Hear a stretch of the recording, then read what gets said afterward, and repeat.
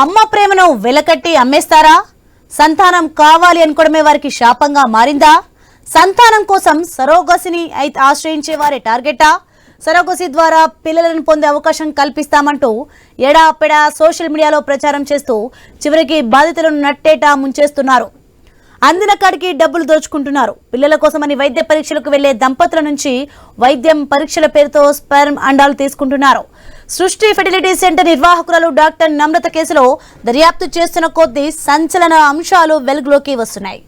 ఆసుపత్రిలో చికిత్స కోసం వెళ్లి డబ్బులు పోగొట్టుకుని అనారోగ్యం పాలైన ఎంతో మంది బాధితులు వెలుగులోకి వస్తున్నారు.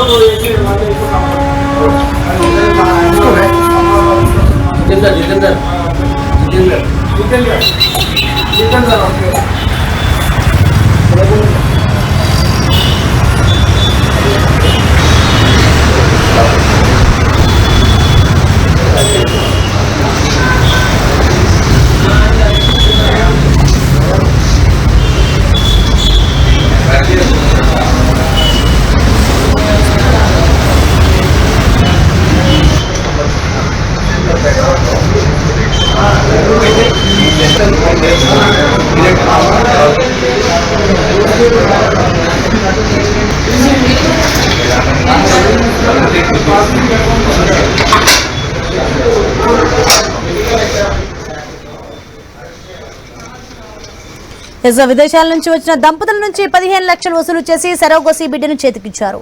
DNA పరీక్షతో తమ బిడ్డ కాదని నిలదీస్తే మరో పిల్లాడిని తీసుకోమంటూ చెప్పడం వారిని నివ్వెరపాటుకు గురిచేసింది.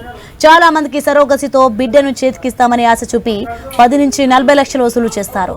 మొదట్లో డాక్టర్ నమ్రత ఆసుపత్రి సిబ్బంది వ్యవహరించిన తీరుతో వారిని గుడ్డిగా నమ్ముతారు. నెలలు గడిచే కొద్దీ చికిత్సతో ప్రయోజనం లేదని గ్రహించిన కొందరు నిలదీసినప్పుడు అసలు స్వరూపం బయటపడుతోంది. సరోగసి ముసుగులో శిశు విక్రయాలపై పోలీసులు దృష్టి సారించారు. స్వాధీనం చేసుకున్న రికార్డులను పరిశీలిస్తున్నారు. ఏపీ, తెలంగాణలోనూ సుమారు 30 మంది చిన్నారులు చేతులు మారినట్టు భావిస్తున్నారు. గాంధీ ఆసుపత్రిలో పనిచేసిన అనస్థీషియా నిపుణుడు కూడా ముఠాతో చేతులు కలపడం సంచలనంగా మారింది. ప్రభుత్వ వైద్యులు, వైద్యాధికారులతో సృష్టి నిర్వాహకులకు సంబంధాలపై పోలీసులు గురిపెట్టారు. ఈ కేసులో మొత్తం 8 మంది నిందితులు కస్టడీ కోరుతూ కోర్టులో పిటిషన్ దాఖలు చేశారు.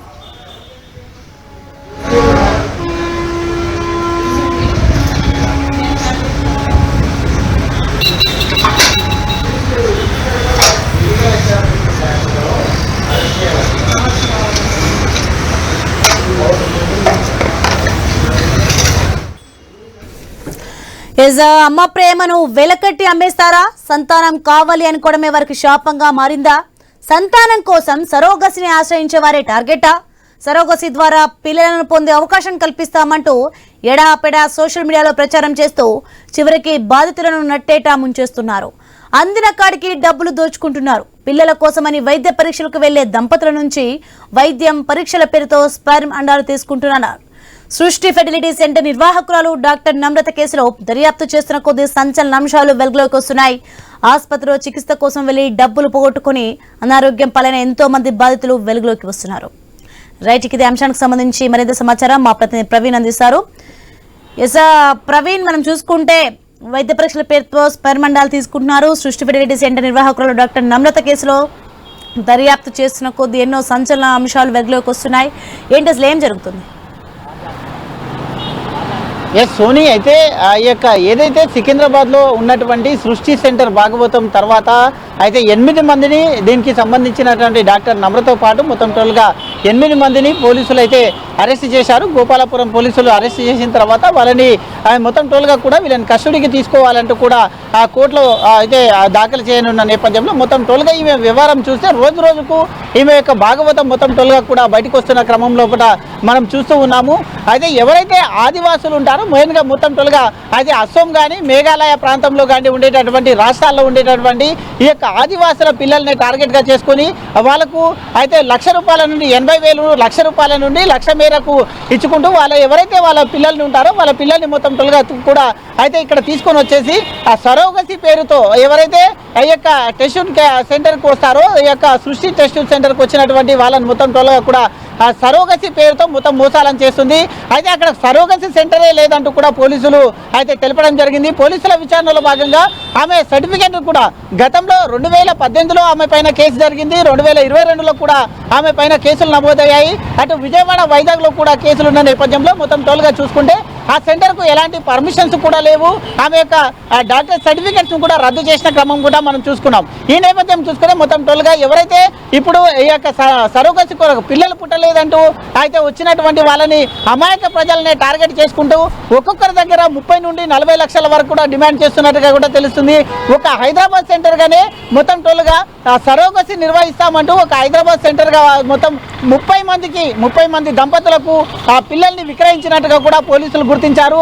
అయితే వాళ్ళ ఒక్కొక్కరి నుండి కూడా ఆ దంపతులు ఎవరైతే ఉన్నారో వాళ్ళ ఒక్కొక్కరి దగ్గర నుండి 30 నుండి 40 లక్షలు వసూలు చేసినట్టుగా తెలుస్తుంది. ఎవరైతే బీద మహిళలు ఉంటారో వాళ్ళనే టార్గెట్ చేస్తూ నమ్రత ఈ యొక్క మొత్తం టోల్గా దందకు తెరలేపిందని తెలుస్తుంది.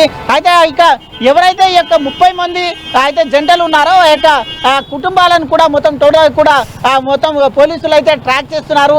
ఎవరెవరు ఈమె బారిన ఉన్నారు, ఎంతమంది ఉన్నారు అనే కోణం లోపల కూడా దర్యాప్తు చేస్తున్నారు. అదేవిధంగా దేశవ్యాప్తంగా ఇటు తెలుగు రాష్ట్రాల్లో కాకుండా దేశవ్యాప్తంగా ఉన్నటువంటి సృష్టి కేంద్రాలు ఏవైతే ఉన్నాయో ఆ యొక్క సృష్టి కేంద్రాల మొత్తం టోల్గా కూడా అయితే సోదాలు నిర్వహించాలని పోలీసులు ఇప్పటికే డిసైడ్ అయినట్టు తెలుస్తుంది. కాబట్టి వీళ్ళని కస్టడీ విచారణకు తీసుకుంటే కానీ ఇంకా కొన్ని విషయాలు బయటకు వచ్చేటట్టు ఉన్నాయి. కాబట్టి వీళ్ళతో పాటు డాక్టర్స్ కూడా అయితే ప్రభుత్వ హాస్పిటల్లో జీతం తీసుకుంటూ ప్రభుత్వ హాస్పిటల్లో పనిచేస్తున్నటువంటి ఒక అనెస్థియాకు చెందినటువంటి డాక్టర్ అయితే గాంధీ హాస్పిటల్లో చేస్తున్నటువంటి డాక్టర్ కూడా ఉండడం అయితే ఈ యొక్క విచారణ కలిగిస్తుంది. అదేవిధంగా ఈ యొక్క తన ఎవరైతే నమ్రత ఉంటారో నమ్రత కొడుకు పాత్ర కూడా ఇక్కడ కీలకంగా ఉన్నట్టుగా చెప్తున్నారు. ఎవరైతే ఈ యొక్క బిడ్డను విక్రయించిన తర్వాత ఎవరైనా అయితే అడగడానికి వచ్చినా కూడా వాళ్ళపైన జులుం చెలాయిస్తూ ఆ డబ్బుల విషయంలో కానీ వీళ్ళ కొడుకు మొత్తం టోల్గా చూస్తూ ఉంటాడు. కాబట్టి వీళ్ళ కొడుకు పాత్ర పైన కూడా పోలీసులు ఆరా తీస్తున్నారు.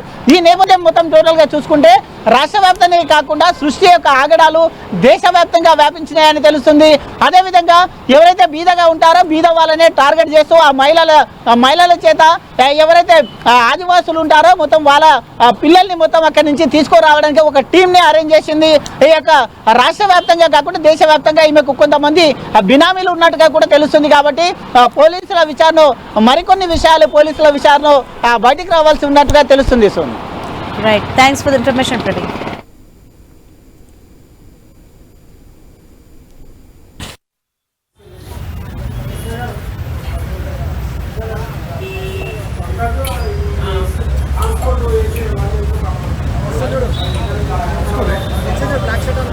जितेंद्र